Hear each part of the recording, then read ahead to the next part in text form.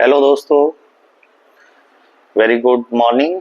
आप देख रहे हैं संदीप एजुकेशन हब और आज मैं आपके लिए लेके आया हूँ एक बहुत ही इम्पोर्टेंट टॉपिक जो सारे स्टेट पीसीएस एग्जाम में, हर स्टेट के एग्जाम में और वनडे एग्जाम जो भी होते हैं गवर्नमेंट जॉब के लिए मोस्ट प्रोबेबल सभी एग्जामों में यहाँ से एक क्वेश्चन जरूर रहता है। तो आज एक ऐसा टॉपिक, चाहे आप वनडे एग्जाम की प्रिपरेशन करते हो, आप एसएससी की कर रहे हो, स्टेट पीसीएस की करते हो या यूपीपीएससी की, सभी में पूछा जाता है यहाँ से क्वेश्चंस।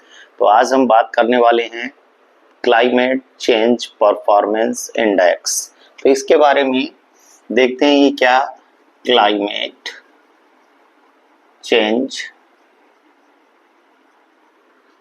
Performance index 2025। तो क्लाइमेट चेंज परफॉर्मेंस इंडेक्स ये हर साल जारी किया जाता है। इसको जो पब्लिश करने वाली संस्था है वो कौन है? जो इसको पब्लिश करती है वो है जर्मन वॉच। तो जर्मन वॉच इसे पब्लिश करती है और साथ में ये तीन संस्थाएं मिलके करती हैं। इसी में एक तो ये जर्मन वॉच है, न्यू क्लाइमेट इंस्टीट्यूट है, न्यू क्लाइमेट इंस्टीट्यूट,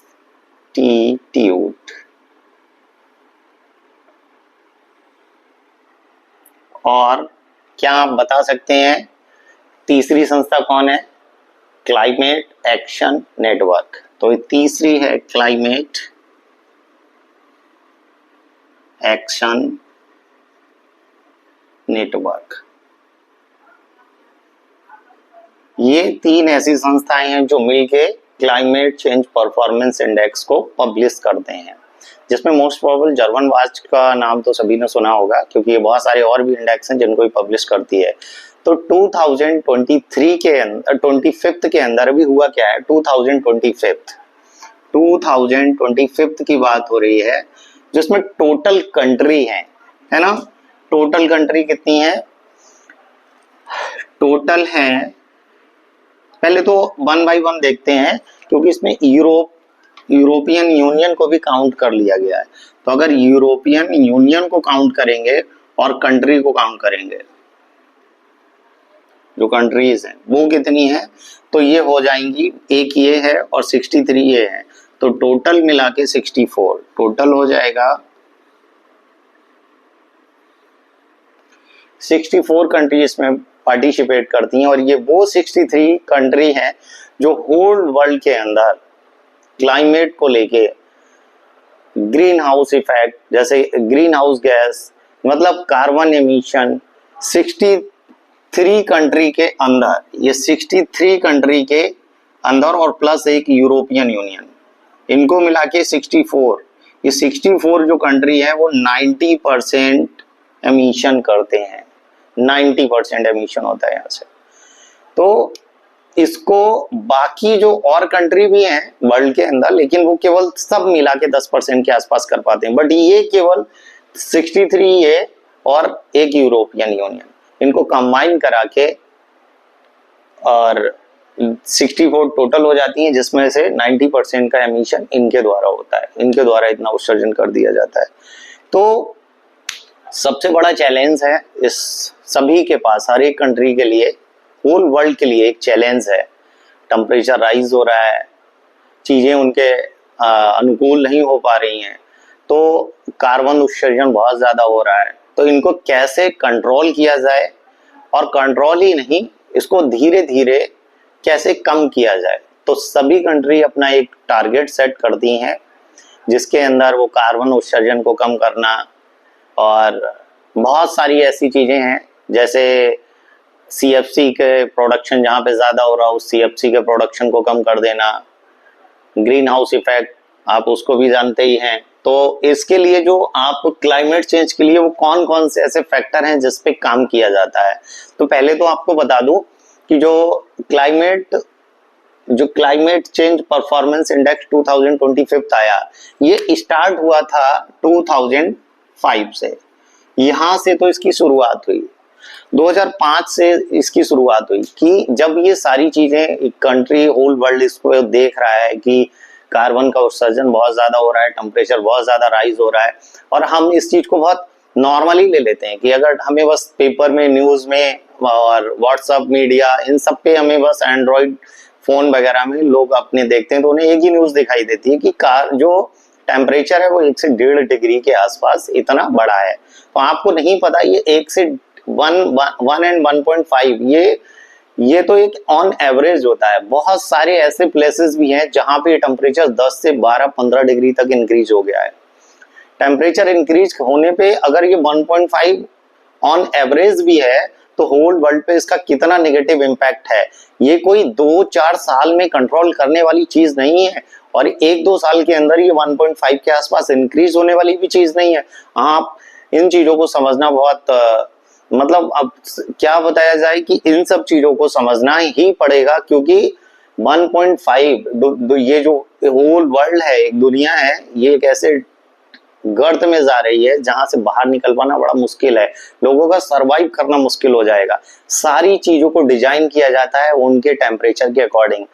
जैसे एसी है, और जैसे अभी ये फ्लाइट के इंसिडेंट हुए बहुत सारे, एक उत्तराखंड में हो गया, गौरीकुंड में हुआ, और ये अभी एक गुजरात वाला तो सभी, अहमदाबाद वाला तो बहुत फेमस ही हो गया कि इतना सब कुछ। तो ये कोई नॉर्मल चीजें नहीं है, ये सब प्रकृति के साथ खिलवाड़ करने का ही एक नतीजा है। टेम्परेचर राइज कर रहा है जहां पे हर टाइप से प्रॉब्लम फेस करनी पड़ रही है। अब टेम्परेचर राइज करने से जो दिक्कतें होंगी वो होंगी क्या, वो केवल ये नहीं कि 1.5 डिग्री इंक्रीज हो गया, एसी को भी एक एवरेज टेम्परेचर के अकॉर्डिंग, जो हमारा एवरेज टेम्परेचर अभी तक रहता था उसके अकॉर्डिंग डिजाइन किया गया है। अब उससे ज्यादा टेम्परेचर, अगर और टेम्परेचर राइज होता रहेगा तो एसी भी काम करना बंद कर देंगे। फ्लाइट को, जब ये फ्लाइट उड़ान भरती है तो उसके लिए एक जितना थ्रस्ट चाहिए होता है वो सफिशिएंट अमाउंट में उतना थ्रस्ट उसे नहीं मिल पाता है। अब समर के टाइम में, आफ्टरनून समय में जब आप देखते हो कि टेम्परेचर बहुत ज्यादा इंक्रीज हो जाता है, बहुत ज्यादा रहता है, ऐसे में रनवे बहुत बड़े होने चाहिए। रनवे की लेंथ पहले से ही डिजाइन की गई है तो वही छोटे रनवे हैं, और उनको सफिशिएंट थ्रस्ट का ना मिल पाना, ये सब क्लाइमेट चेंज की वजह से है। तो जब टेम्परेचर राइज होगा उतना थ्रस्ट, उसको थ्रस्ट भी नहीं मिलेगा, तो इंसिडेंट तो होंगे ही इस तरीके से। तो इनसे बचने का और हर एक चीज का केवल एक ही सोल्यूशन है, एटलीस्ट एटमॉस्फेयर को तो नीट एंड क्लीन रखा जाए। तो जो हम अपने क्लाइमेट को, इसको अगर हम प्रेफरेंस दें, हमारी प्राथमिकता हमारा जीवन है, प्रकृति के साथ खिलवाड़ अच्छा नहीं है, क्योंकि अभी आप प्रकृति के साथ खेलते हो तो आपको मजा आता है।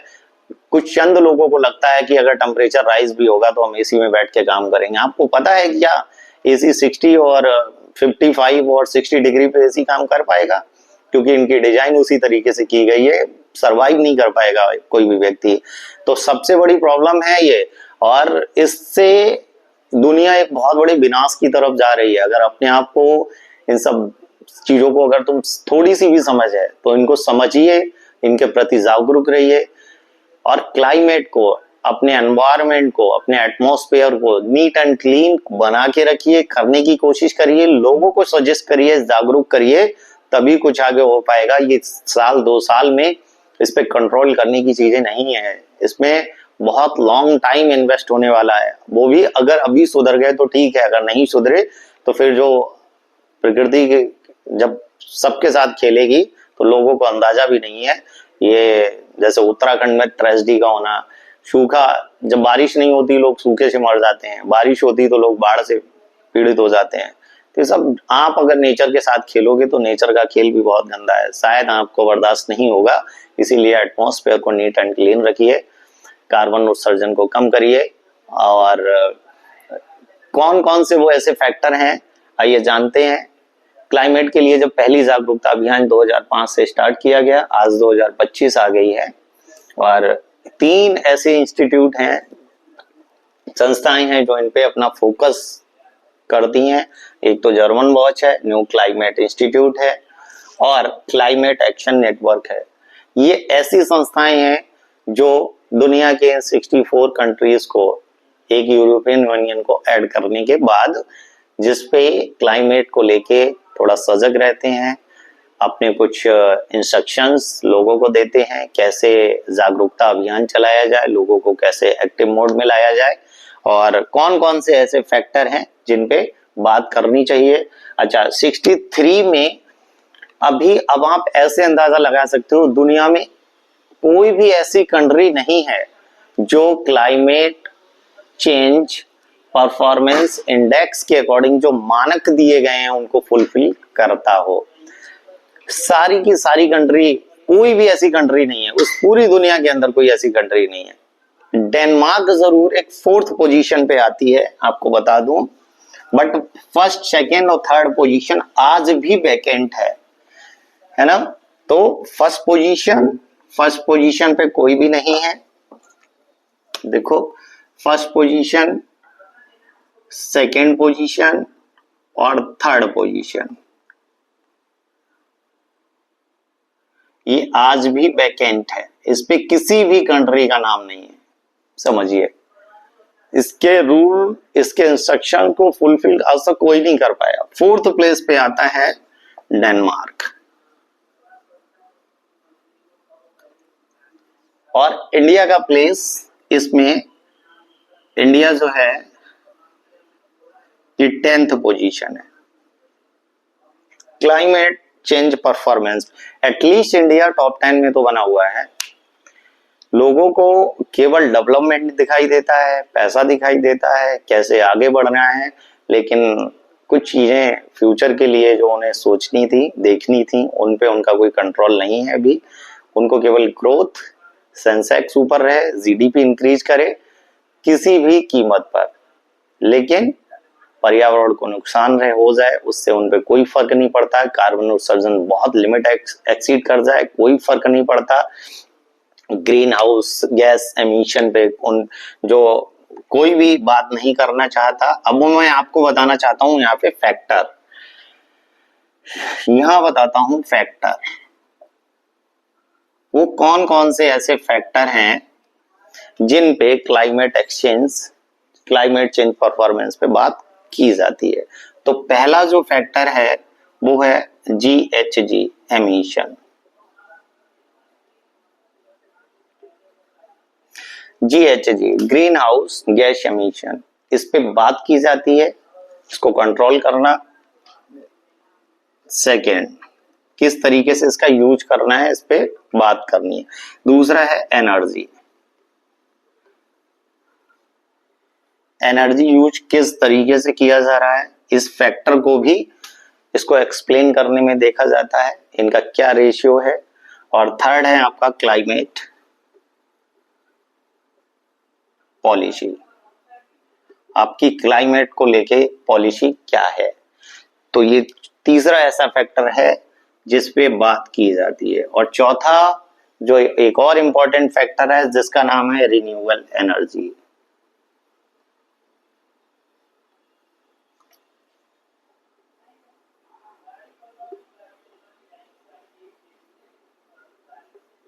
इन 4 फैक्टर को लेके ज्यादा बात की जाती है जो कि क्लाइमेट चेंज परफॉर्मेंस के लिए बहुत ज्यादा बेहद जरूरी है। तो अभी यही एक सजेशन है सभी के लिए, क्लाइमेट के प्रति जागरूक रहें, कार्बन उत्सर्जन थोड़ा कम करें और CFC का प्रोडक्शन भी थोड़ा सा कम करें। जो AC की ठंडी हवा उस टाइम के लिए तो बहुत अच्छी लगती है, लेकिन इसका जो लॉन्ग इम्पैक्ट है क्लोरोफ्लोरोकार्बन का, वो ह्यूमन बीइंग्स पे कितना नेगेटिव इम्पैक्ट डालने वाला है शायद इसका अंदाजा नहीं है, बट अगर ऐसे ही रहा तो अंदाजा आपको जल्दी हो जाएगा। सभी चीजों के लिए एक्टिव रहिए, अपने एटमॉस्फेयर को, अपने वातावरण को नीट एंड क्लीन रखिए। इन सब चीजों, इन फैक्टर्स पे एक बार आपको भी विचार करने की जरूरत है, जो कि सबसे ज्यादा इंपॉर्टेंट फैक्टर है। इस पे तो लगभग एमिशन के लिए जो आपका टोटल 40% के आसपास, और ये सब आपको 20% के आसपास इस पे परफॉर्मेंस की बात की जाती है।